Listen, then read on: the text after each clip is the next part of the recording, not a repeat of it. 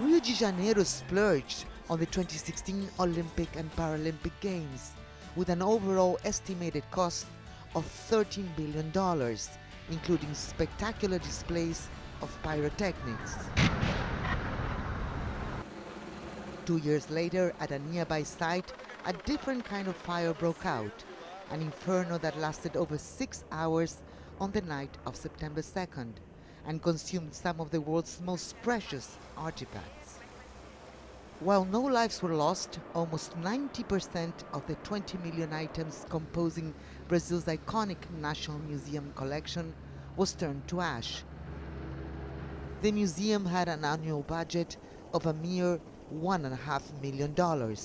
Considered to be one of the most important natural history and anthropological museums in the Americas, it was a victim of spending cuts. O orçamento nosso previsto era de 515 mil de repasse para questões administrativas, para questões de manutenção.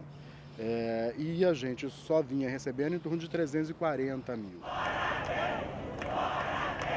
One day after the tragedy, hundreds of angry demonstrators, mostly students, gathered at the gates of the building. They blamed the federal government for the lack of maintenance, and so did the directors of Brazil's oldest scientific institution. It's a problem of maintenance, because we could lead our normal lives in science and in the exhibits, but the structure of the palace demanded interventions that could not be done with the little money that came from the university, because the museum is part of the Federal University of Rio de Janeiro, which is a university that has no sufficient money for all of its activities. And it was indeed a palace, the Palace of São Cristóvão, founded in 1818 by Dom João VI, King of Portugal and Brazil, serving as residence of the royal family throughout the 19th century. If the building itself held historical importance, the collection it housed was priceless. At first sight, it seems few objects have survived. The only artifact left standing amid the ruins was a meteorite weighing over 5 tons, the largest ever found in Brazil, that had been on display since 1888. But major pieces such as SOUZA, considered to be the oldest human fossil in the Americas, bones of Brazilian dinosaurs, the largest collection of Egyptian artifacts in the region, and 5 million insects, among other treasures, are believed to have gone up in smoke.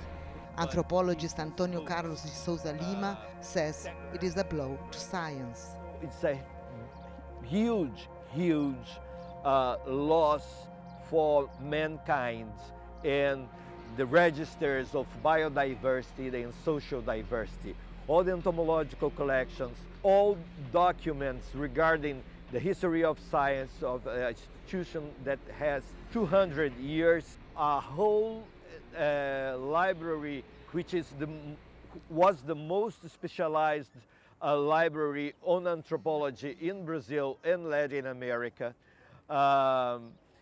So it's incommensurable, the loss.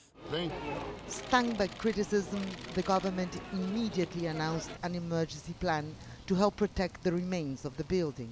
Liberação dos recursos, como foi anunciado aqui, desses primeiros 10 milhões, será imediata, lembrando que esta será para a parte emergencial da garantia da estrutura física que aqui está, que é muito importante.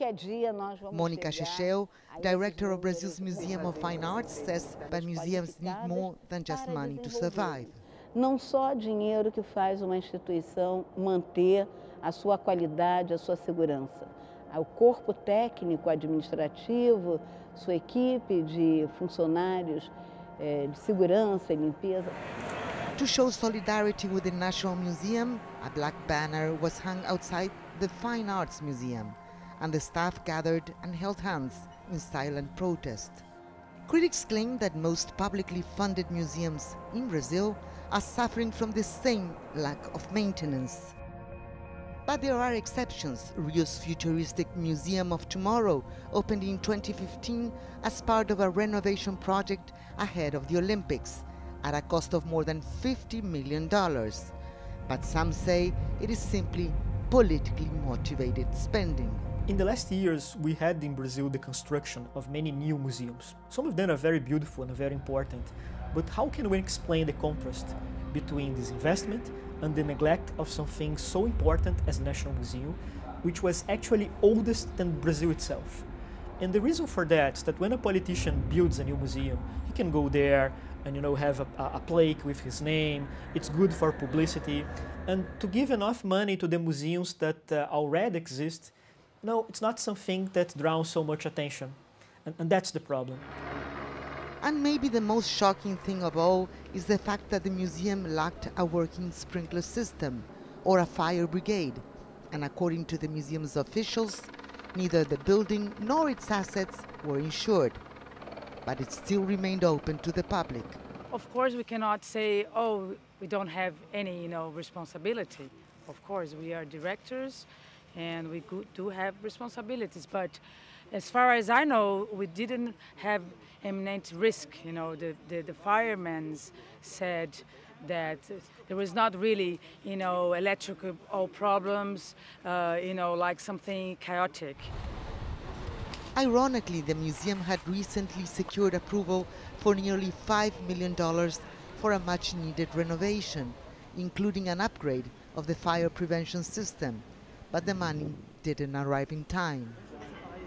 Forensic investigators and the police are trying to find out what exactly caused the fire, but for the museum's directors and researchers, the most urgent thing is to seek out international aid. It's very clear for us that we have to find international partners, we have to find more international partners.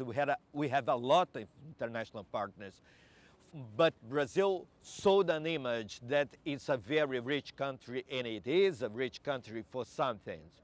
But the inequality in Brazil and the lack of policies oriented toward culture, education, social security and health is overcoming us. If the Rio Museum fire left any lesson at all, experts say it's the need to realize that priceless collections are at risk in Brazil and across the globe. And unless they are looked after, it will only be a matter of time until the next tragedy.